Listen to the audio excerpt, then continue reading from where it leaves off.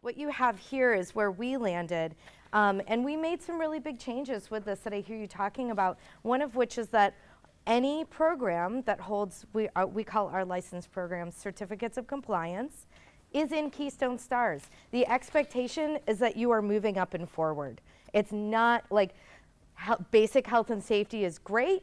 That's no one's going to lose a finger today. That's awesome. But we really want to make sure great things are happening for kids all day, and that means that we have a very clearly articulated expectation from the very beginning of getting a certificate that you're going to be in Keystone Stars, and you're going to spend time looking and thinking and planning and acting and making sure that you're truly meeting the needs of the children and families that you serve. And that was a big philosophy change for us, I think, and that was hard for some of our providers to get around. We had folks who did not want to participate. They felt that it was just not for them, and we had a secretary at the time, particularly for Human Services, who felt strongly that, yes, this is for everyone. So we did have a lot of administrative support to make a change like that, which was very valuable. But I think that I hear a lot of the same conversation echoed with where we were starting, where we ended in a very similar place with a hybrid system of the block at the star 1 and 2, and then points at 3 and 4. This really just a bit of context for where we were starting. You know, our vision, our mission, our goals are, at the time, these were our priority initiatives. And I think you can probably see how all of these fit together. So Octal, as an office, we have early intervention, part B and C. We have child care licensing. We have child care subsidy, and then we have the QRIS system. We all, and state-funded pre-K. We all sit together, so which is really cool. It lets us do things at an accelerated pace sometimes, right? Like I can go hang out with my colleague who's the early intervention director, and we can spend a lot of time super focused on reducing suspension and expulsion and talking about how do our payment policies through our subsidized child care system impact how we include children in child care programs, even things as simple as can we pay for release time for a teacher to attend an IEP meeting. Those things fit together and matter. So you can also see we have, in Pennsylvania at least, particularly through reauthorization, we lost a lot of family child care. A lot of family child care that was doing the non-traditional hours. Folks who had, at the time, they had been registered with us and transitioned to this licensed place. I think we had a lot of folks who, frankly, probably weren't caring for children and were like, well, I'm not going to get licensed. I was just registered, I just sort of held on to that. Or who decided it wasn't for them. So we have a need for capacity, and we are mostly interested in building this high quality capacity. This focus, which has only increased for us in supporting the early childhood workforce. We're talking about folks who are not compensated well generally. There's a lot of turnover. I heard that we have the same issues. How do we do better by the folks who are working in our programs, and how do we make this a career that someone can retire from and have a great experience doing that. And you can see at the time we were really focused on reauthorization and making sure we're in compliance and getting there. So that was really the context around our revisioning launch. So to do this, our office is very stakeholder driven. So we try to be very transparent, very accessible, and really responsive to the folks who are doing the real work of caring for children. And when we thought about the revisioning structure, we realized that, we had gone through, we had a little stakeholders group that would come together. We had some advisory stuff, but when we're gonna sit down and talk about the big idea around QRIS, we realized that we really needed to have a very intentional group of stakeholders come together. So our think tank was about 60 folks. It was, some of the people like our AEYC partners were there, Child Care Association folks were there, our early Head Start and Head Start friends were there, you know, some of the usual suspects. But we also tried to reach out, and we asked some school districts to participate. We asked our early intervention folks came in, our licensing folks were very involved. We invited like our DHS and PDE policy people came. So we wanted to make sure that we had this very broad group that was geographically diverse, it's racially diverse, it's representative of the folks who are actually providing care and needing to move through the standards. I will say for the think tank, we did, at the time we had a Race to the Top Early Learning Challenge grant. We were lucky to have some resources. We supported a lot of people in release time, travel, being able, I mean, to get our family providers there, we really said, if you need something, please tell us. Don't just sort of, oh, figure out how to get there. No, we're asking, well, you know, Pennsylvania's a big state. If we're asking you to drive 7 hours away from your family child care program, we need to make sure that you have the resources to do that. So that group was really charged with this idea of drafting the core principles for the STARS framework. And this, I think, was where it took some time, but what we actually got was a really public set of core principles that everyone said, yes, that's what we're doing here. So I just really wanted to focus on these because I think that it put us in a place to look at each standard, because trust me, we sat there and hashed out each standard, should it be here.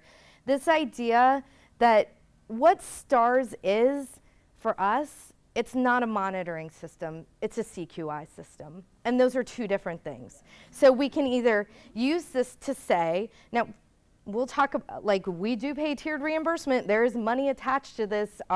We need, you know, fidelity and reliability between designators, we need all those things. But when it comes down to it, what we really want to do is make sure programs have what they need to serve the families who are coming to them. So the think tank felt really passionately about making sure that we talk about this is a responsive system intended to improve and support and recognize CQI efforts. So, and again, this whole child approach, you can see the ECE professionals are in here, and a big piece of this for us is this positive relationships piece. And we are very fortunate. We are the home of Mr. Rogers. We spend a lot of time talking about positive relationships between children, between adults and children, and between all the adults around them, and how that impacts the children in the classroom. And then the group also felt passionately at this foundational, we believe inclusion, diversity, equity, and respect are foundational values. And this was something that was different and challenging, because when we got to the block grant, we can all agree you should not have accessible poisons to children. That is the thing we should all agree about.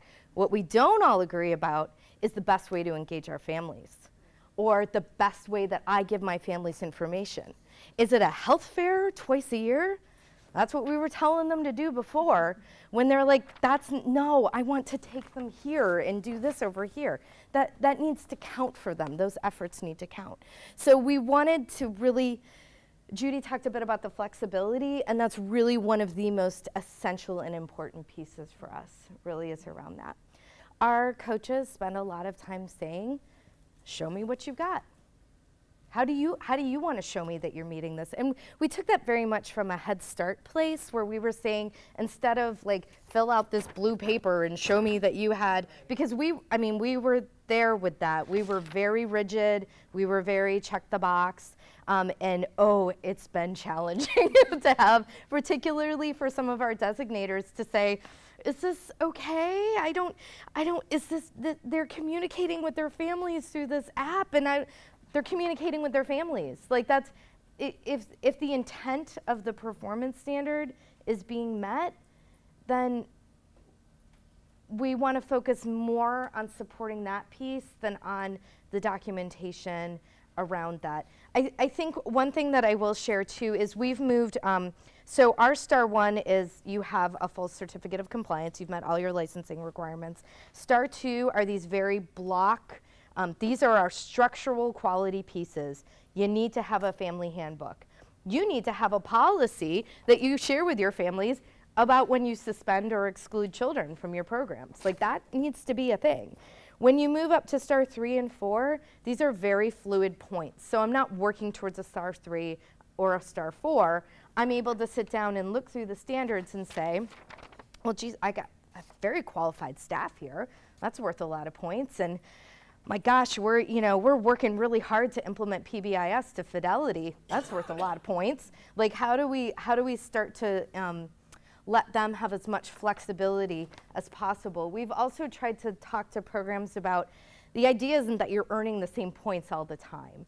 One of the places that we've switched to was really around professional development. We had been very focused on 2 hours in health and safety, 2 hours in child observation, 2 hours in this, 2 hours in that, and people handed you certificates because people do what you incentivize. So if you incentivize at 24 hours of professional development, they'll go get 24 hours of professional development. If you say, I want you to pick a topic that you and your staff are going to focus on for the next 18 months, go pick it. What do your families need? Are you serving a lot of dual language learners? Let's look at that. And being able to make sure that they're getting the professional development that's a really deep dive for them, that we are able to hopefully support them in that it's credit bearing. It's something folks are able to, be in a degree program, that they're really able to just focus on a topic, right? And practice it and maybe be able to connect with, we're very lucky we have some very strong AEYC affiliates who do a lot of mentoring and are able to support that, like to be able to sort of bring some of that package together, because that's what changes classroom practice, right? That's what moves what's actually happening with the children. And it's hard and it's challenging and it's very different than the system that we had.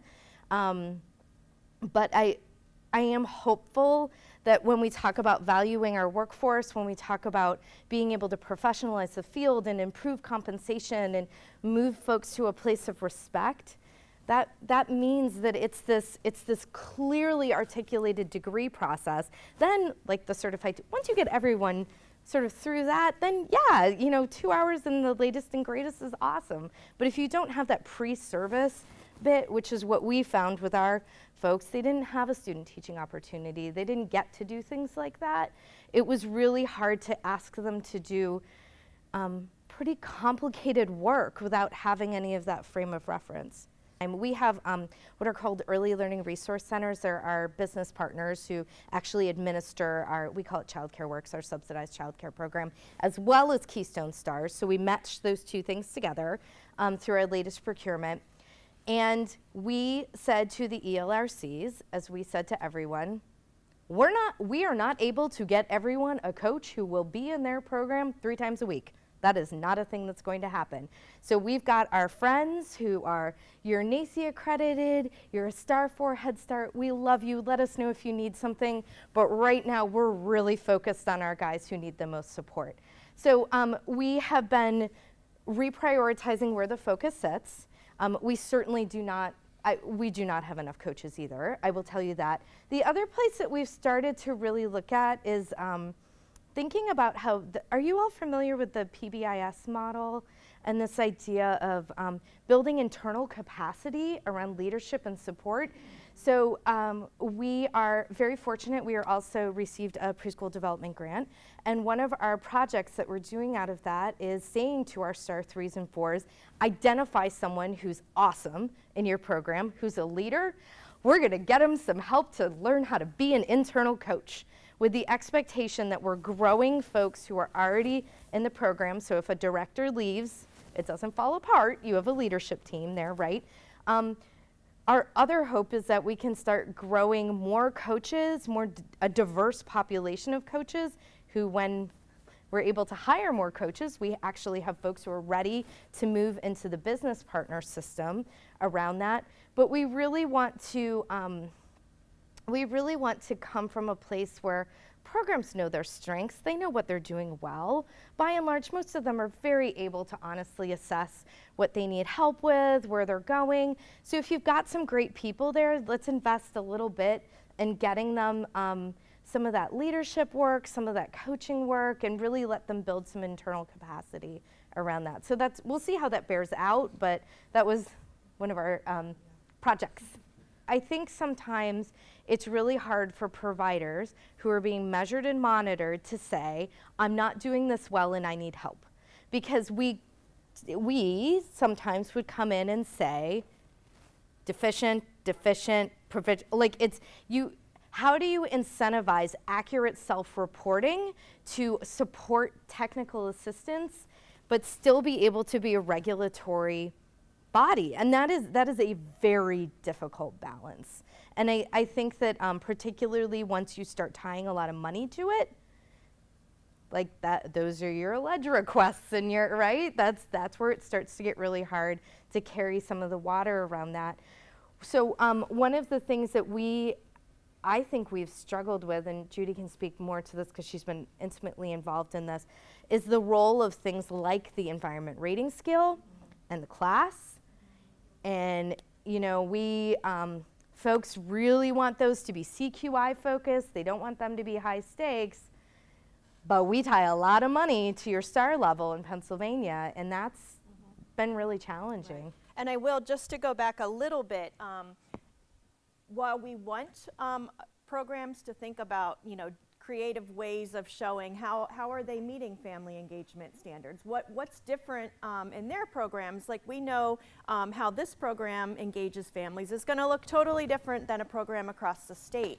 However, believe it or not, this might surprise you or not, we've had a lot of programs when we came out of this say, just tell me what you want. I just want to give you a stack of papers and show that I'm meeting these standards. So it's been a totally different way of thinking for programs and for quality coaches. So I think we're still in the growing pains with that, trying to get them to think differently about, it's not black and white. You can meet this indicator in a 100 different ways. You need to show us that you're meeting that. So that's been a real challenge. And the other thing, Becky talked about this, is our star 3 and star 4 quality indicators are the same. So it's not a set of star 3 indicators and then a set of star 4. Our star 3 and 4 are all together. I think there's 35 of those. 2 of those are required. So you have to meet those 2 to be a star 3 or 4, in addition to meeting all the blocks of star 2. And then the rest are points based. So it just depends, if you score, I think it's 80% of points, you are a star 4, and no, 90%. I will get that to you. Yeah. So the higher, if you score a higher percentage of points out of the same group of indicators, you're a star 4, and if you score a lower percentage of points, you're a star 3. So again, there is a differentiation between star and 3 and 4, but by and large, we're saying star 3 and 4 centers are high quality. So can I offer, and this is, I will say this was a huge challenge for us around our IT system and everything like that. But when we start talking about, we talk about star 3 and 4 in the same breath. High quality, star 3 and 4, high quality, star 3 and 4. There's no functional difference. So it's almost like, I sort of look at some of the other states who have like the bronze, silver, gold, or 1, 2, 3. It's almost like star 1 is very structural, star 2 is in process, star 3 is I made it. And I know there's all the sort of it's really hard to take a star 5 program and tell you're now a star 3, that's the highest, right? So there's a lot that goes into that. But I think when you're thinking through the structure, one of the pieces that's been most challenging from my perspective nationally around QRIS is they're just so complicated. They're so complicated. They're complicated for families. They're complicated for providers. It's complicated in terms of policy. When you start, the standards I always share with folks, that's just one piece of the STAR system. Frankly, one of the smaller pieces sometimes. When we start to talk about how we pay people, how we license them, what our STAR 3 and 4 programs are able to apply for our state-funded pre-K. They're able to participate in early Head Start child care partnerships. It opens the door for a lot of things for them. So I think we want to be really thoughtful about how we're talking about and thinking about the structure if you have an opportunity to revision. And I know that's hard, right? I don't know if everything's on the table or some things or, you know, but it's just, it's one of the pieces that I think as I talk to the stakeholders and everybody's come around, that was one piece, was that a lot of providers and frankly advocates and other folks were just like, it's just a lot to manage. So how can we talk about measuring what matters, right? And what gets measured, what gets done. And people, as I sort of mutter to Heidi, people will do what you pay them to do, right? And so how do you start to use all those levers to say, Keystone Stars is not going to be everything to all people. So how do we make it the things that matter? And how do we make it to be something that every program can say, I can see myself succeeding in this? Because that was the other place that I think we landed with the block system, was we had a lot of providers who said, I am never going to be a STAR 4. I know I'm never going to make it, so why try? And that is hard, and I think that we want to make sure that we're supporting our folks who get up and come to work every day and do the really hard work of caring for children and loving them and get them to where we're hoping they can come around building school readiness skills, or, you know, this looks like free play, it's chaos. Like, how do we help you, you know, have something that works well for the kids and the adults in the room, right? So, and that's hard, and it takes time, and it's frankly a more expensive way to provide technical assistance. It's more expensive because it's time consuming in terms of the monitoring. We talked a lot about shifting the administrative burden from the provider back to Octel, where it should sit. The administrative burden should be on the partner going out to designate, not on the provider like scooping papers and, you know, pushing them forward. And that's hard because it's a balance, right? You want to make sure, I mean, the last thing we want to do is have a bunch of STAR 4 programs where they're losing kids or something. You know, you can't, they get so hyper-focused on a couple, my family handbook's here, and this is here, and this is, you have to watch the children. Like, that's number one, right? So how do you get all of those pieces together? And that's where I think the real opportunity is, through the revisionings, is to be able to hold each standard up. And does it spark joy? No, like, does it like, but is this meaningful for children? I'm trying to think of what a good example of. John Lee said, if you take each indicator and you say, does blank affect the daily experience of that child? So does, you know, the curriculum you use affect the daily experience of that child and their family? And if the answer is yes, then it should be an indicator. If the answer is no, then, you know, it might be important, but it's not, and it shouldn't be in your indicators. Yeah, I think that was the other place that we landed too, because I will say there was, I'll use the word anxiety around sort of each performance standard that we pared down. That doesn't mean it's not important and people shouldn't work on it. It just means that it's not in this, right? It's not this piece of the measurement. We also found that we had local quality supports like Success by Six and other folks who were in there really working to move folks forward. So again, it's not that just because it's not in the standards doesn't mean someone's not working on it. But I do think that it's important to spend time looking at each, and not everyone's going to agree. On the way we did that was we had about 3,000 stakeholders who participated. Our basic philosophy was, if you want to be involved in STARS revisioning, there is a place for you. Our role as Octel staff and business partner staff was to support the providers in walking through this process. And we had asked providers to be, you know, the co-chairs of all the committees, and we supported them with like organizing stuff and, you know, getting stuff off the ground. But really, the goal was to have it be as owned as possible by the providers. And I think So Peggy Ball, who's also from North Carolina, really helped us, and she said something that I think really resonated with the group, which is that we don't have to all agree on what this looks like in the end. There are parts of it everybody would change, but what's important is everyone knows how we got there. It's transparent. They said, I didn't agree with that decision that happened in the room, but I was there, I got to be a part of it, I watched it happen, and we'll see. And that is, that was something that I think we were able to do because we did have very strong facilitation.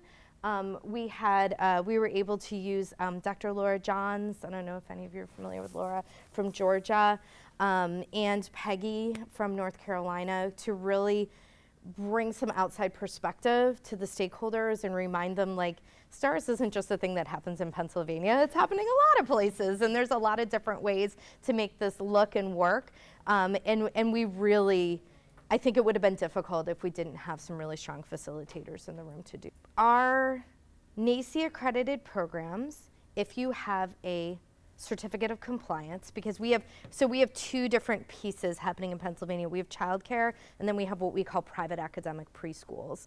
And those are licensed through our PDE department. They're welcome to come in, but they're very short hours, right? They're not like operating the same length of childcare. You have to be 2 years and 8 months old to go. You know, it's like sort of that kind of thing. If they have a certificate of compliance with our licensing, they are a 4. We said, here, you're a 4.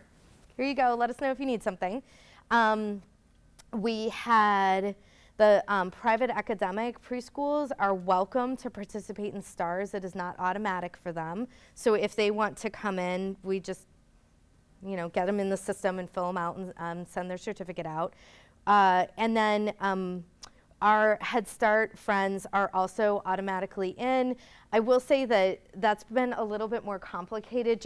So our data system, our IT system is very place-based, address-based, and Head Start is very not that, right? So that took a little bit of time, but yes, the Head Starts and the early Head Starts, as long as they are in good standing, they are a star 4. And there's some other Montessori's are star 4. If they're actually accredited. Right, and they have their certificate of compliance. Just saying that you're a Montessori program. Right, accreditation. Yeah. And ACSI comes in at a star 3 because we did the crosswalk. Through our preschool development grant, we do have a real effort around shared services. I think that it's become very clear to everyone, and I hope our family friends hear us say they are an incredibly valuable part of our system. We've got a lot of folks looking for non-traditional hours. Our centers are not providing it. There are many really high quality family child cares who should be recognized for what they're doing all day. I think the other place that we really want to look at for them is right now there's a huge cost differential in what we reimburse for family child care and centers. I would argue that gap is probably not as far apart as we have made it in the past. So we want to be really clear with our family providers that we want to support you in a way that makes sense for you. It's not about taking family providers and shoving them in a center box and saying, why aren't you doing this well? Why don't you fit? It's about how do we take their model and say, what's the best way that we can help you build your quality? And I would say that, that's where some of the, this isn't about doing worksheets all day. This is, there's some of that there, but there's also a lot of family providers who I personally know who, they act as family support centers. They are everything. They are absolutely everything to the families they serve, and they deserve to be recognized for the experts that they are in that area. So we do have more families participating. Again, we're really trying to build some capacity there too, so if anyone has had thoughts about that, I'd love to hear from your perspective what the best way to incentivize folks in. I don't know if it's like this here. We also have a large set of people getting ready to retire because it is very hard, physically demanding work, and we want to make sure that we've got folks being mentored under them who are interested in opening a program like that. So. And they were very much included in the think Yes. tank. Like we did our best to have family child cares at the table, and ongoing, we have a group of coaches that kind of specialize in family child cares, and there's monthly meetings that I'm a part of. So during that monthly call, you know, the quality coaches that work with family child cares, all we're talking about are topics related to family child care. So, you know, we're Yeah. still kind of reaching out to them. Prior to revisioning, we had 3 different worksheets. So we had a center-based worksheet for Keystone Stars, a school age, and actually there were even more, I guess. There was a Head Start worksheet, there was a family child care worksheet. Through revisioning, we now have one set of standards that's for everybody. So we wanted to make sure a family child care provider could sit down with their standards and say, oh yes, this, I see the intent here. You know, the intent of it for my program looks a whole lot different than a KinderCare's intent. But we wanted to make sure they felt that the standards were applicable to them as well. And that work continues. Some of the standards don't lend themselves as well to a family child care. So, you know, part of that work group each month is kind of sifting through, you know, what is the true intent of this indicator? And then how does that look different in a family-based childcare than in a large center? So, One of the things that we really set up with the Keystone Stars is we put the system on a 5-year CQI cycle. So we had our validation study really kicked us off in, that came out in 2015. We really sort of started then. We did a formative evaluation of our revisioning process. We're doing an evaluation this year around movement of which points, performance standards, are programs choosing to pick to move forward, because that will tell us something about which ones we can get rid of, and which ones also should be. So the idea is that if we do this well, the process quality pieces in STAR 3 and 4 should be able to be cycled into the block piece of STAR 2, which is then cycled into the licensure part of STAR 1, right? So if we're raising the floor and raising the bar at the same time, we should be able to be continuously increasing what our expectations are around that. And I think there's a couple levers in there. Voluntary quality is awesome. It's different for someone to be able to say, you may not do this and operate. And those are 2 different things, and those are 2 different levers that I think as a system we can use, right? So we want to make sure that we have a nice solid floor that programs are coming in with, that they're ready to move forward. And we want to make sure that we keep doing this with it, because I think we know a lot more about how children learn and how QRIS systems can impact providers in their practice than we did 10 years ago, right? So we're able to set ourselves up on this evaluation cycle where the expectation is these things are going to change again. They're not going to sit stagnant for 10 years. We're going to keep moving forward. We have to keep moving forward. And some of that from our pieces, you know, our data collection, our workforce registry, understanding what's actually happening out in the field, what points folks are using, where they're hitting in class, where the struggles are.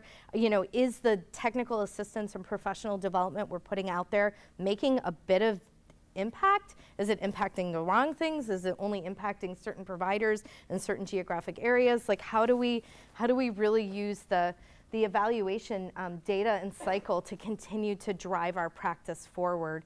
And I think that was a different idea for our providers. We say to them, we always tell you, you have to do CQI, like so does STARS. That's it. We have to do that too, right? So how can we start to move on that? We do try to spend a lot of time looking at our own administrative data to see sort of where we're at a point in time and if we're headed in the direction that we want to go. And you know, again, when we talked about STARS, we really, and again, this was challenging, right? Because we moved from a system where Keystone Stars was first come, first serve. I raised my hand, I got my grant. We were giving out very sizable grants to our STAR 3 and 4 programs who were serving a minimum of 10% of children who were either accessing the subsidized child care program or who had an IEP or an IFSP. So that's can be kind of low, right? And we had programs drawing down significant grants. And it's not that they weren't putting them to good use. It's not that that wasn't happening. But you had to have already cleared the bar to get there. I have to already be a star 4 before I can apply for my grant. And that's hard for building quality, right? It's because it's expensive to go and move. People were sort of saying, well, how am I supposed to hire the staff to get the star 4 if I can't get the money to get the star 4 until I'm a 4? And I think that that's a legitimate question. And so we wanted to be really focused on sort of where we were going with that. Part of this was our vulnerable infants and toddlers we were talking about are the children who are accessing the subsidized child care program. And we did see a lot of programs move to a 3 and a 4 who had not moved there before. And what we actually saw, I believe it was about 11, we have an 11% increase of infants and toddlers served at a star 3 and 4.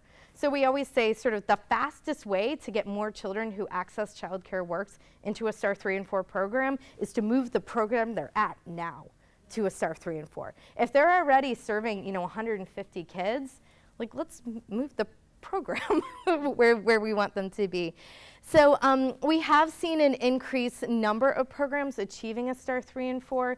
It was really important to us that we weren't seeing our existing star 3 and 4 programs drop. We certainly didn't want that to happen for them, but we really did want to be really focused that we need to move folks forward. Again, this efficient and effective targeting of CCDF dollars, that's really where we're talking about to our business partners. If you've got a lot of kids at one program, the expectation is that you're out there helping that program move forward, and you're out there in a eligibility capacity too for those families. Why make 50 families come to you when you can go to them? We're here in service to the families and to the providers. How do we make sure that we are, I had said before, the administrative burden is on us, the travel burden is on us. To the extent possible, we can really see that move forward. And then we really wanted to see that the programs who are serving our most vulnerable children see themselves succeeding and are, in fact, engaging in the CQI process. I think all of you know, programs don't move to a star 3 or 4 in 2 months. That's not a thing that happens. It takes about 18 months. If it happens faster than that, they're probably going to fall backwards. It's the practice and the sustainability, it's a march. It's a slow sort of, we have this new thing, we're going to try it, we're going to integrate it into practice. Now we can measure it and see if it's working, and now it's going to go forward. So we know that it's a bit of a slow goal. So one of the administrative data points that we've been monitoring is how many programs have raised their hand and said, yes, I want technical assistance. And that's one of the benchmarks we've been using with our ELRCs that we also hold ourselves accountable for in our, we call them people stat, our human services meetings where we sit down and look at our data. And we really want to be clear that it's not just the end result, it's the process too. And it's okay to celebrate those successes too, I think.